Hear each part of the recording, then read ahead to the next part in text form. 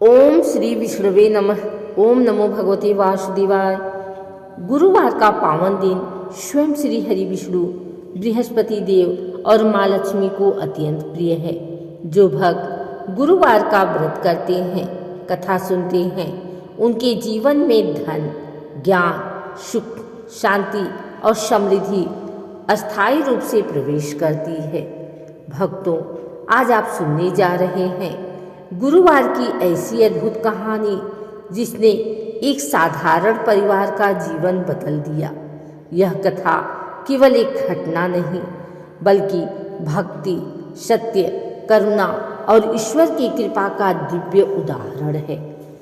बहुत समय पहले की बात है।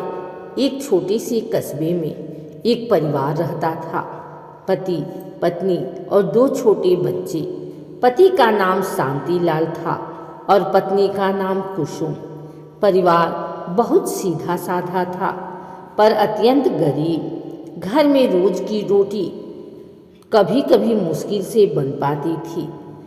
फिर भी कुसुम हर गुरुवार को व्रत रखती, पानी भी केवल शाम को पीती और पूरे दिन श्री हरि विष्णु की भजन गाती। वह कहती, गुरुवार का व्रत बहुत फलदायी होता है। श्री हरि और बृहस्पति देव हमारे जीवन की सभी बाधाएं दूर करेंगे। शांतिलाल कभी कभी कहता, कुसुम, भगवान को क्या हमारी गरीबी नहीं दिखाई देती? कुसुम मुस्कुरा देती, भगवान देर करते हैं, अंधेर नहीं, कोई न कोई संकेत जरूर मिलेगा।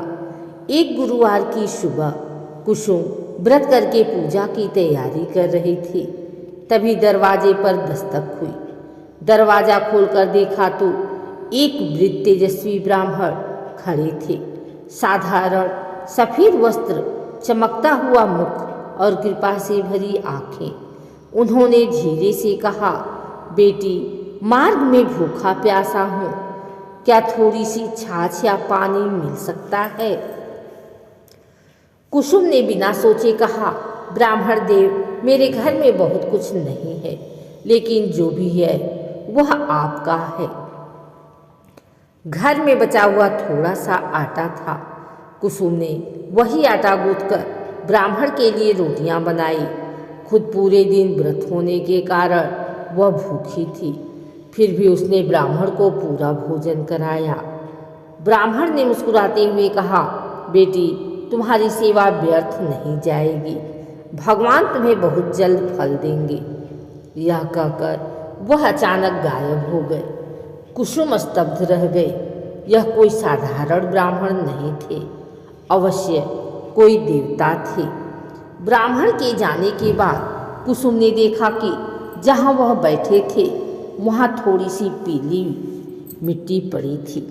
कुसुम ने उसे बड़े आदर से उठाया और कहा, यह अवश्य शुभ संकेत है। उसने वह मिट्टी अपने तुलसी के गमले में डाल दी और आश्चर्य, कुछ ही दिनों में उस तुलसी का पौधा अत्यंत घना, हरा भरा और दिव्य रूप से चमकने लगा। घर में अचानक शांति और सौभाग्य का वातावरण बन गया। एक दिन पास के गांव में सत्संग हो रहा था। कुसुम को भी कीर्तन में बुलाया गया। वह मीठी आवाज में भजन गाती। लोग उसके स्वर में भक्ति और प्रेम महसूस करते। भजन सुनने वालों में एक बड़े सेठ भी थे, जो बहुत धर्मात्मा और उदार हृदय वाले थे। उन्होंने कुसुम को बुलाकर कहा, बेटी, तुम इतनी मधुर भक्ति से गाती हो, क्या तुम हमारे मंदिर में हर गुरुवार कथा कीर्तन करोगी? इसके बदले हम तुम्हें मासिक वेतन देंगे। यह सुनकर कुसुम की आंखें भर आई। वह बोली, यह सब भगवान की कृपा है। अब घर में धीरे धीरे आय बढ़ने लगी। शांतिलाल को व्यापार से लाभ होने लगा। बच्चे पढ़ने लगे और घर में समृद्धि आने लगी। एक रात कुसुम ने स्वप्न में वही दिव्य ब्राह्मण देखे। उनका रूप इस बार सूर्य की तरह चमक रहा था। उन्होंने कहा, बेटी, मैं वही हूँ जो तुम्हारे घर भोजन करने आया था। मैं बृहस्पति देव हूँ, तुम्हारी सेवा, भक्ति और निष्ठा से प्रसन्न होकर मैंने तुम्हारे घर में सौभाग्य स्थापित किया है। जो भी स्त्री पुरुष गुरुवार का व्रत श्रद्धा से करते हैं उन्हें धन, बुद्धि, संतति और सुख की प्राप्ति होती है।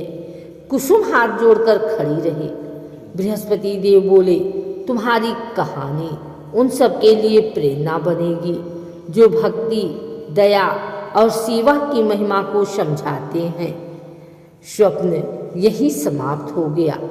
कुछ ही महीनों में गरीब परिवार अमीर हो गया। शांतिलाल का दुकान शहर में मशहूर हो गया। बच्चे विद्वान बने। घर में किसी चीज की कमी नहीं रही। हर गुरुवार उनके घर में कीर्तन, दीपक और प्रसाद की सुगंध फैलने लगी और गांव के लोग कहते, यह सब गुरुवार के व्रत और भक्ति का फल है। कुसुम कहती, नहीं, यह फल है सच्चे हृदय, सेवा और दया का। देवता वहीं आते हैं जहाँ प्रेम और विनम्रता हो। गुरुवार की अद्भुत कथा हमें सिखाती है, सच्ची भक्ति कभी व्यर्थ नहीं जाती।